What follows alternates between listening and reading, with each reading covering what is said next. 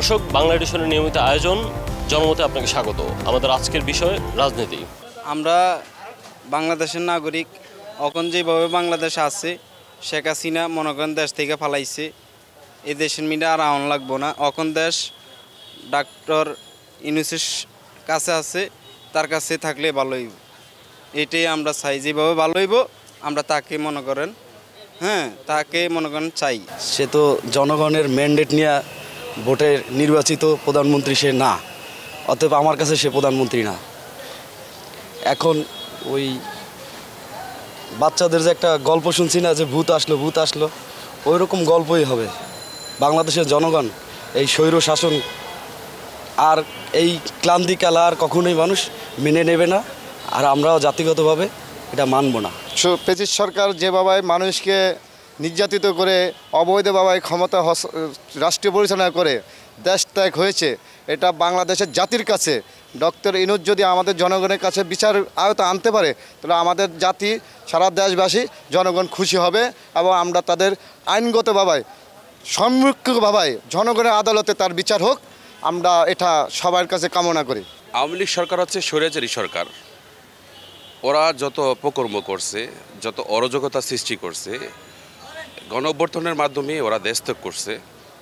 এদেশে ওদের পুনরায় এদেশে তারা সরকার গঠন করবে বা তারা কোনো একটা রাজনীতিতে নিজেদের ইনভলভ করবে, এই দুঃসাহস তাদের নাই। কিন্তু যারা যা রটাচ্ছে বা আপনারা যা শুনতে পাচ্ছেন, এগুলো সব একদম গুজব, ঠিক আছে?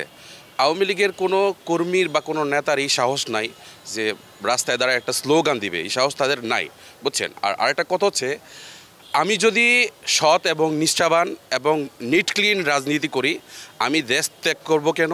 আমার কর্মীরাই বা কেন পালায় থাকবে, তাই না?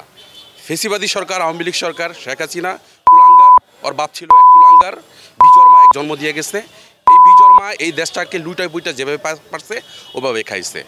বাংলাদেশে এখন ডক্টর ইউনূস দায়িত্ব নিয়েছে, আমরা দেশের মানুষ তার উপর নির্ভরশীল। আমরা আশা করি সে দেশটাকে একটা স্বাবলম্বী করবে এবং কি নিরপেক্ষ একটা নির্বাচন দিবে, আর নির্বাচনের মাধ্যমে এই দেশে গণতন্ত্র ফিরে আসবে।